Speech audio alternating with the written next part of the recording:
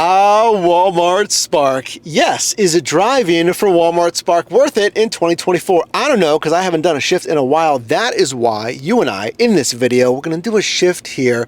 And I've learned from my past shifts, you're going to learn, don't go online as a Spark driver until you're like, what, 15 minutes maximum away from the Walmart, because I found out some time ago. My name's Mike, by the way. The first time you and I are meeting, all I do is help you make money in different side hustles. That the terms of service says you have to be at either the ETA or the store within 15 minutes of accepting that assignment. So I live, well, with traffic today, 40 minutes away from this Walmart. So I used to go online first. Profile was okay, but technically now I drove here first and then I went online. So now I'm looking for offers. The way this is gonna work, I'm gonna go right up there to those pickup spots when I get a request. It's gonna be a simple load it in my vehicle, I'm gonna deliver to the customer, or it might be a shop and deliver where I go into that Walmart and shop for a customer's order and then of course deliver to that customer. The question is this really gonna be worth it? Like, pretend you live close to a Walmart, okay? Stinks for me, 40-minute drive, whatever, okay? But I'm resetting my trip odometer right now because I went online. And is this gonna be worth it? The pay for the mileage, for the time, and then coming back to a Walmart or a Sam's for another offer? Now, I need your help down below because I waited, 5 minutes to get this offer here. And if you didn't know, Spark only drops offers at certain times.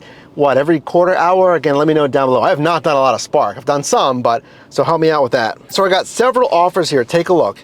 Shopping offers. Actually, I had no like just load and go offers. Now, Spark does use driver metrics. So on-time arrival, acceptance rate, maybe, you know, like completion rate, stuff like that. And they consider metrics in part for who they're gonna send the assignment to.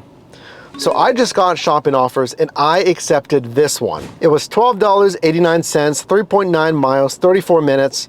So the dollars to mile ratio is fine. The dollars to time ratio, like, yeah, it's gonna take 34 minutes, but if I get a similar offer in an hour, then I could make, you know, 20 some dollars an hour, that's fine. Now in practice, I just shopped here. Let me show you the shopping process actually. So the shopping process was decent. I had several items though, and this is, you know, I'm not a fan of shop and deliver. I've always said that you're gonna have items out of stock. Now a lot of these apps are getting better with pre-approved or I guess pre-recommended substitutions. So I had that on at least 2 items, but that's fine. You know, I did the shopping, I utilized substitutions where appropriate, and then you're gonna go to the self-checkout. This is the same thing as it's always been since I started Spark. You're gonna use your phone to scan the QR code that's on the screen of the self-checkout. Now here, they told me that the one side of the self-checkouts was not for Spark drivers. That did change in the last year or so. So that's fine, it just went to the other side for Spark drivers. And then there's also a Spark driver fast lane where there's 2 self-checkouts that are roped off just for Spark drivers, which is nice. You don't have to scan every item. You don't even have to take it out of your basket unless there's like a basket audit where an associate's just gonna look and verify that you got the right items. Now, you don't bag right there. At least for our store, we went over to the customer service desk and there was a separate little table there for Spark drivers with different paper bags just for Spark drivers. All this for order number 1.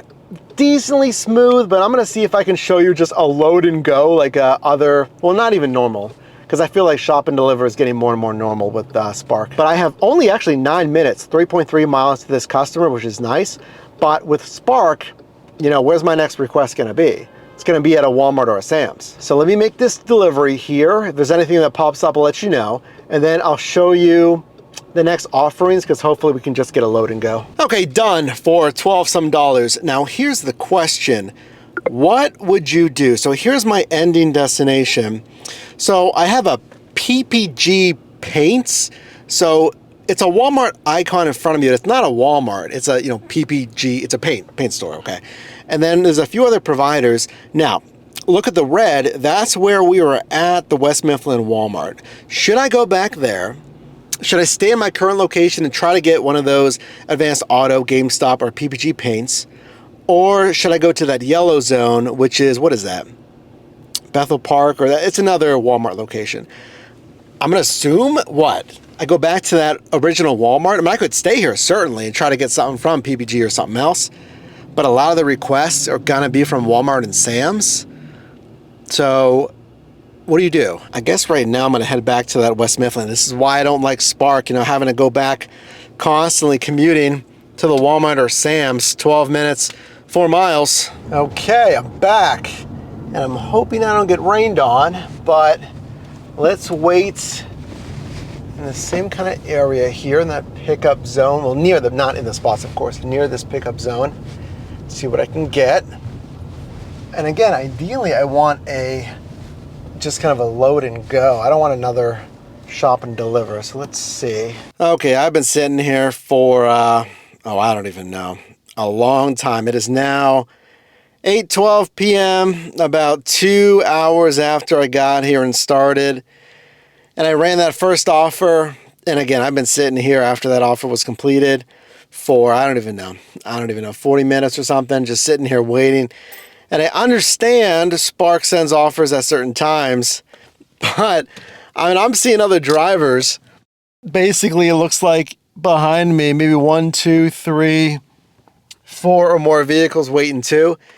And I've heard this from Spark, I'm just not a fan of Spark if you have to wait for all these offers. They're going to be shop and deliver. So I would like to take one more, but just sitting here with nothing.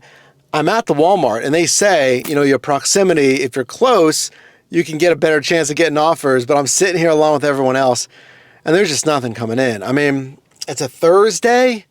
It could be what? What do you think? The time of day, the day of the week here, but it looks like we're all just sitting here with nothing. It kind of reminds me of if you're doing rideshare and sitting at the airport lot and yeah, you'll get something eventually, but is it worth it? Just sitting there for like an hour plus and you finally get a request.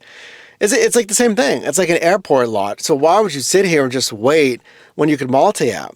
Drive on food delivery, drive on package, drive on something else, than just sitting here making no money waiting for Spark. So if I get another one, I'll let you know here, but I'm going to take off in a bit because, just sitting here with absolutely nothing.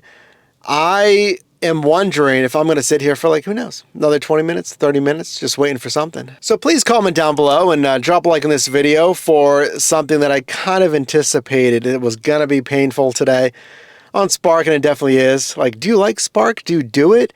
I'm really curious if you do it on its own versus multi-apping. If you do it on its own, how is it worth it?